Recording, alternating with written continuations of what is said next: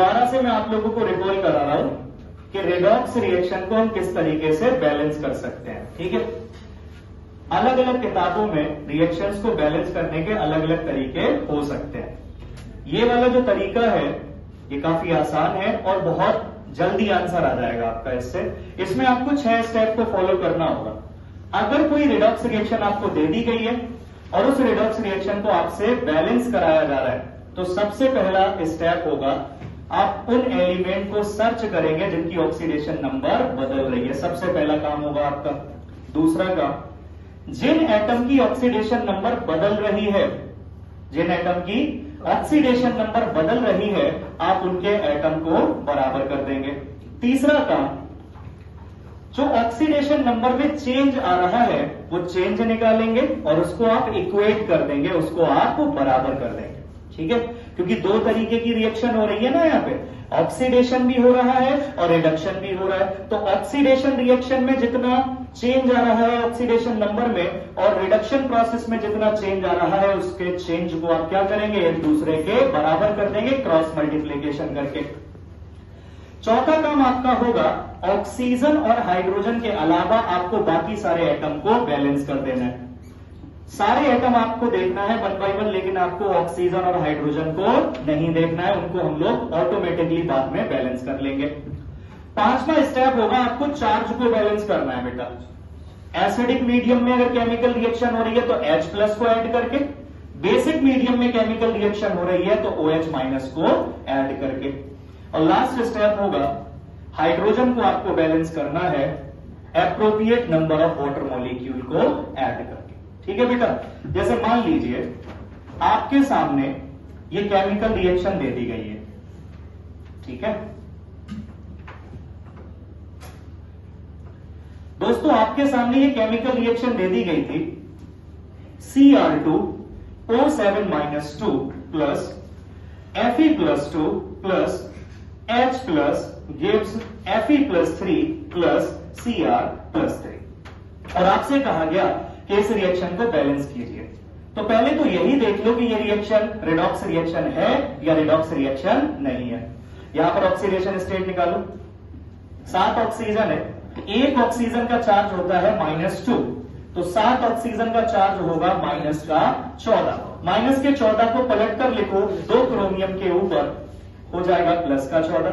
+14 में से 2 निकाल दो, +12, और उस +12 को 2 जगह डिवाइड कर दीजिए तो +6 ऑक्सीडेशन स्टेट आएगी। यहां क्रोमियम +6 से +3 पर जा रहा है, इसका मतलब क्रोमियम का हो रहा है रिडक्शन।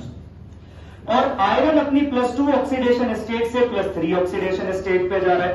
ऑक्सीडेशन नंबर इंक्रीज हो रही है, इसका मतलब यहां पर आयरन का हो रहा है ऑक्सीडेशन। इसका मतलब क्या ये रिडॉक्स रिएक्शन है? ऐसी केमिकल रिएक्शन, जिन केमिकल रिएक्शंस में ऑक्सीडेशन और रिडक्शन साथ साथ हो रहे होते हैं, ऐसी केमिकल रिएक्शन को हम लोग रिडॉक्स रिएक्शन कहते हैं। बात समझ पा रहे हैं आप लोग मेरी? सबसे पहला काम करते हैं, उन एलिमेंट्स को ढूंढते हैं जिनकी ऑक्सीडेशन नंबर बदल रही है। देखो मैंने ढूंढा, क्रोमियम की ऑक्सीडेशन स्टेट बदल रही है। क्रोमियम रिएक्शन से पहले +6 पर पाया जा रहा था और रिएक्शन के बाद में ये +3 ऑक्सीडेशन स्टेट पे चला गया, ऑक्सीडेशन स्टेट बदल रही है। आयरन रिएक्शन से पहले +2 ऑक्सीडेशन स्टेट पे पाया जा रहा था और रिएक्शन होने के बाद ये +3 ऑक्सीडेशन स्टेट पे जा रहा है, तो हमने सर्चिंग कर ली। दूसरा काम, balance atom in which oxidation number is change. उन एटम को बैलेंस कर लो जिनकी ऑक्सीडेशन नंबर बदल रही है। इधर देखो, लेफ्ट हैंड साइड पर क्रोमियम के 2 एटम हैं, लेकिन राइट हैंड साइड पर क्रोमियम का एक ही एटम है, तो आप क्या करो, यहां पर 2 से मल्टीप्लाई कर दो। क्या क्रोमियम के एटम बैलेंस हो गए? लेफ्ट हैंड साइड पर एक आयरन एटम +2 ऑक्सीडेशन स्टेट पर पाया जा रहा था और राइट हैंड साइड पर भी एक आयरन एटम +3 ऑक्सीडेशन स्टेट पे पाया जा रहा है, तो ये तो बैलेंस है, इनमें कोई आपको चेंज करने की जरूरत नहीं है। आप अगले स्टेप की तरफ को बढ़ जाओ। Find total change in oxidation number and equate them. जो भी ऑक्सीडेशन और रिडक्शन प्रोसेस हो रही है उसमें जो भी चेंज आ रहा है ऑक्सीडेशन नंबर का, वो निकालो और क्रॉस मल्टीप्लाई कर दो, जिससे उनका चार्ज बैलेंस हो जाएगा। ठीक है, देखना जरा, क्रोमियम +6 से +3 ऑक्सीडेशन स्टेट पे जा रहा है, तो कितने का चेंज आया? 3 का। लेकिन कितने क्रोमियम एटम है बेटा? 2। इनर कोफिशिएंट क्या है क्रोमियम का? 2। तो जो टोटल चेंज आएगा बेटा वो 6 का आएगा। मतलब क्रोमियम जब +6 से +3 पे जा रहा है तो यहां पर टोटल चेंज आ रहा है 6 का ऑक्सीडेशन नंबर में। आयरन अपना +2 से +3 पे जा रहा है, कितने का चेंज? 1 का। और आयरन का कोफिशिएंट भी क्या? 1। तो टोटल चेंज 1 का ही तो आएगा। इस केमिकल रिएक्शन में ऑक्सीडेशन रिएक्शन में चेंज आ रहा है 1 का, और जो रिडक्शन रिएक्शन है वहां पर चेंज आ रहा है 6 का। तो उस 6 को यहां मल्टीप्लाई कर दो और यहां इस 1 को यहां मल्टीप्लाई कर दो। तो ये 6 को आपने जहां मल्टीप्लाई किया है, आप क्या करें, उनके आगे लेते हैं। आयरन के आगे आपने 6 से मल्टीप्लाई कर दिया और इधर भी आपने आयरन के आगे 6 से मल्टीप्लाई कर दिया। अब इधर का 1 मल्टीप्लाई किया गया था यहां पर, इस 1 को यहां मल्टीप्लाई कर दो और यहां मल्टीप्लाई कर दो। अब यहां पर आप मल्टीप्लाई करें 1 से या ना करें, एक ही तो बात है। आप उसको दिखाएं या ना दिखाएं, एक ही बात है। अगला काम, balance all atoms other than oxygen and hydrogen. Oxygen और हाइड्रोजन को छोड़कर बाकी जो दूसरे एटम है उनको बैलेंस कर लीजिए। देखो, 2 chromium atom, 2 chromium atom, 6 iron atom, 6 iron atom. बाकी लोगों को देखने की जरूरत नहीं है। अगला काम, balance charge by adding H+ in acidic medium and OH- in basic medium. क्या ये केमिकल रिएक्शन एसिडिक मीडियम में हो रही है?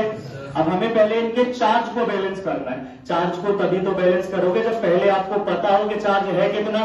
पहले आप लेफ्ट हैंड साइड पर चार्ज निकालो और फिर राइट हैंड साइड पर चार्ज निकालो और फिर उसको बैलेंस कर लो। देखो जरा, एक Cr2O7 के ऊपर चार्ज है -2, एक आयरन एटम के ऊपर चार्ज है +2, तो 6 के ऊपर कितना होगा? +12। तो +12 -2 जो ओवरऑल चार्ज है लेफ्ट हैंड साइड पर, क्या वो +10 यूनिट है? जल्दी बताइए। अब राइट हैंड साइड पे आ जाइए। एक आयरन एटम +3 ऑक्सीडेशन स्टेट पे पाया जा रहा है, तो क्या 6 आयरन एटम प्लस के 18 पॉजिटिव यूनिट चार्ज को रख रहे होंगे?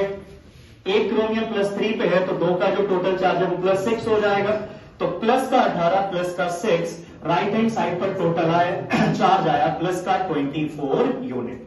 अब लेफ्ट हैंड साइड पर चार्ज है +10 यूनिट, राइट हैंड साइड पर चार्ज है +24 यूनिट। तो क्या राइट हैंड साइड पर +14 यूनिट चार्ज ज्यादा है? तो क्या हमें लेफ्ट हैंड साइड पर 14 प्रोटॉन ऐड करने पड़ेंगे?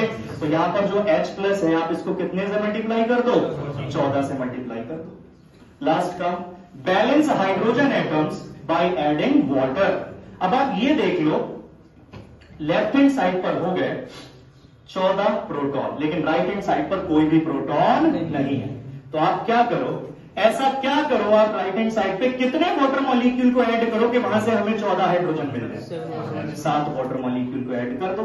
जब आप 7 वाटर मॉलिक्यूल को ऐड करेंगे तो क्या 14 हाइड्रोजन अब राइट हैंड साइड पर भी हो जाएंगे। अब आप देख लो, एक एक करके पूरी रिएक्शन बैलेंस हो चुकी है। यही मैं आपको बता रहा था, एक एक स्टेप को फॉलो करोगे रिएक्शन खुद ब खुद ऑटोमेटिकली बैलेंस होती चली जाएगी और दूसरा रास्ता नहीं। देखो जरा, 2 chromium atom, 2 chromium atom, 7 oxygen atom, 7 oxygen atom, 6 iron atom, 6 iron atom, 14 proton, 14 proton.